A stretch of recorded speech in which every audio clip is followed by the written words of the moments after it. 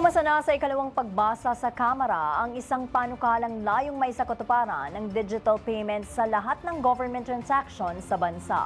Si Faith Santiago, 13 sa tanghali.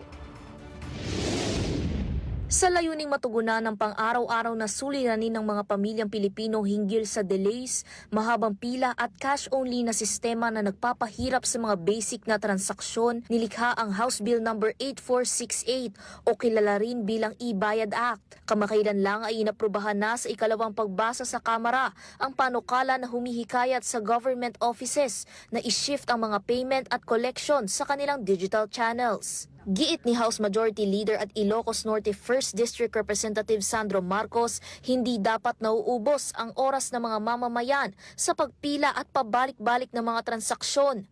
Kaya naman sa tulong ng E-Bayad Act ay mas mapapabilis at mapapaigting ang mga transaksyon sa gobyerno. Ibinahagi din ng mambabatas na parte ito ng Legislative Executive Development Advisory Council o LEDA Common Legislative Agenda, habang binibigyang prioridad ito sa pangunguna ni House Speaker Faustino Bogie D. III. Sa pamamagitan ng panukala, aatasan ang mga saklaw na ahensya upang gumamit ng ligtas, mabisa at inklusibong digital disbursement para sa mga bayarin ng goods at services at ibang outlays ng gobyerno tulad ng cash assistance, salary, wages, allowances at honoraria ng mga empleyado sa mga national agencies, government corporations, LGUs, SUCs at LCUs, pati ang mga kaugnay na government offices abroad. Binibigyang otorisasyon din ang direktang pagpasa ng pondo sa account ng recipient sa pamamagitan ng automatic debit arrangements, interoperable electronic fund transfers o iba pang pasilidad ng government serving payment service providers, bagay na magpapaikli ng proseso. Sa koleksyon naman, ire-require ang mga saklaw na ahensya na mag-offer ng digital collection para sa taxes, tolls, imposts at iba pang revenues tulad ng non-income collections at receipts, habang nananatiling option ang cash payment. Kikilalanin din ang electronic official invoices at receipts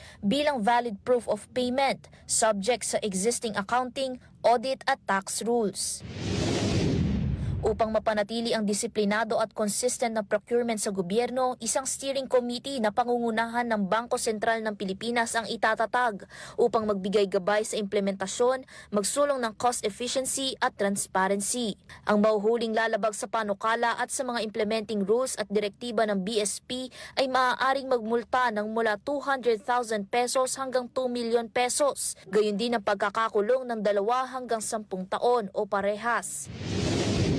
Sa pamamagitan ng E-Bayad Act, may sasakatuparan ang paggamit ng ligtas at mabisang digital payment systems sa mga pampinansyal na transaksyon ng gobyerno at merchants, alinsunod sa inisyatiba ng Administrasyong Marcos Jr.